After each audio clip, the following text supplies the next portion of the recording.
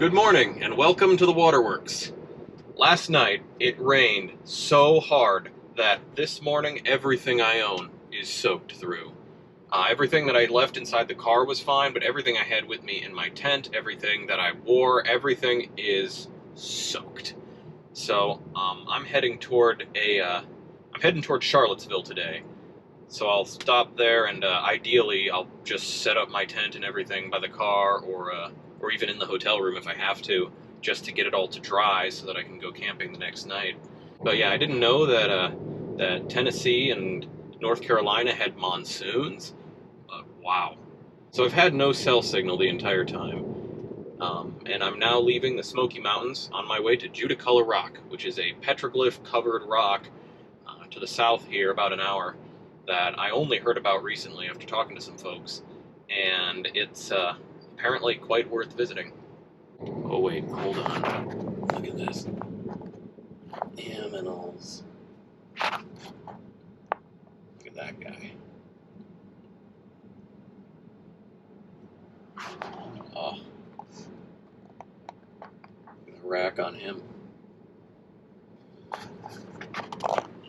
Anyway, so there was a gap in the rain this morning, and I took the opportunity to take down the tent and pack everything up, and also take a camp shower, which is where you basically hang a bag from a tree. Mine actually is designed for this purpose, so it has a hose that attaches to it, and you just use gravity to allow the water to run down and run all over you. So I didn't have any biodegradable soap, and I didn't feel like polluting the campsite. So I'm just, going on a very nice rinse. But at least I don't feel like I smell anymore. I had to get all that trail grit and grease off of me since all of last night. I felt ripe. So now I'm on my way back to civilization, and when I get there, they won't think I'm some sort of horrible mountain man. I mean, any more than they already do.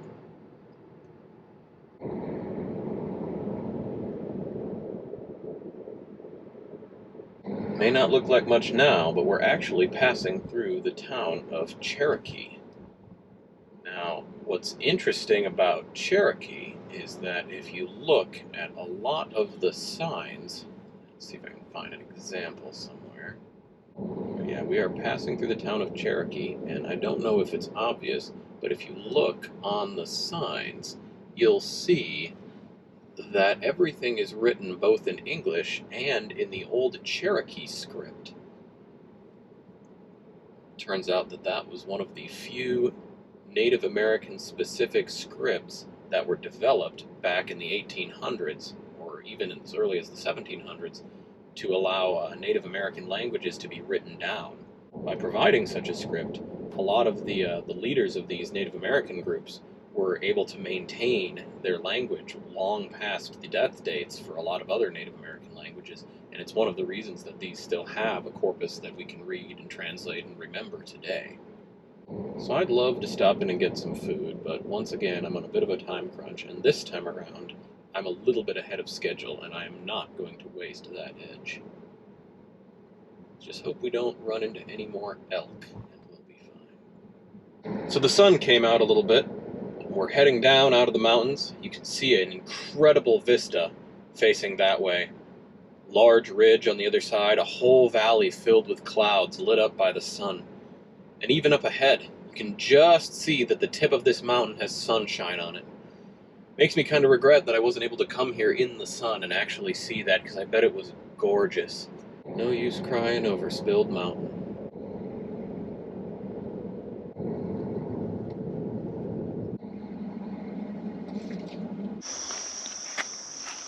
Judaculla Rock, a Cherokee Cultural Heritage Site.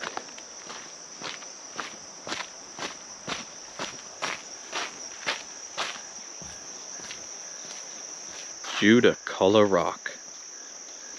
So this rock was first mined for soapstone by the Cherokee 3,000 years ago, and then all these petroglyphs carved on it, which you can see as that modeling on the surface, those were carved between 1500 and 300 years ago.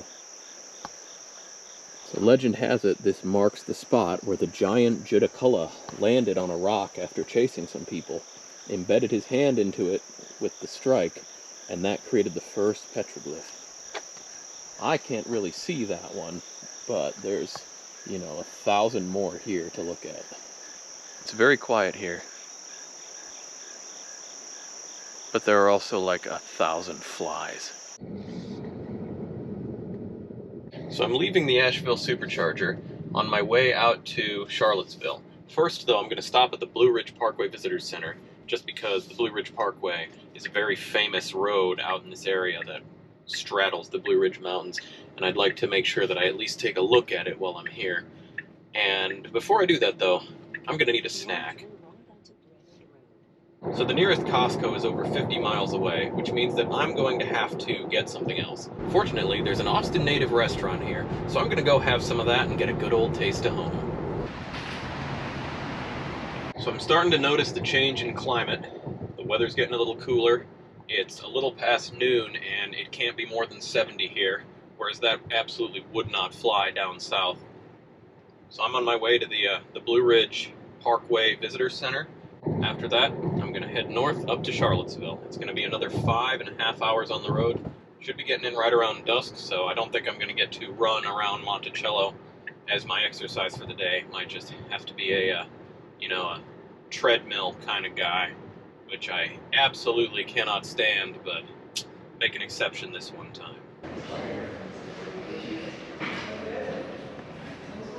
Welcome to the scenic Blue Ridge Parkway. Long ago, before the interstate, this was the route that people would take while touring the Blue Ridge Mountains.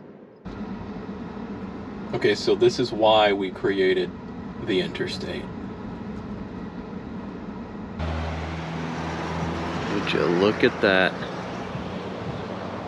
The Blue Ridge Mountains. Gorgeous. I got 2 hours and 47 minutes until the next supercharger. So I'm going to have to hurry up since it's already 1 o'clock. And once again, I want to avoid getting into yet another city after nightfall without any time to do anything. I've gotten to the last few places late, but I like to think that the journey is more important than the destination. Destination's pretty cool too. So we've just crossed the border back into Tennessee. The mountains have become really intense. All the smoke has lifted. You can just see for miles. Also, the road is getting steep enough that we're starting to see these runaway truck ramps, which, you know, I'm not a truck, but I hope I never have to use one. Look at that. Look at those mountains. Incredible. And now, an hour later, welcome to Virginia. Look at this nonsense. Look at this storm front. Enough! Rain, rain, go away. Come again another day.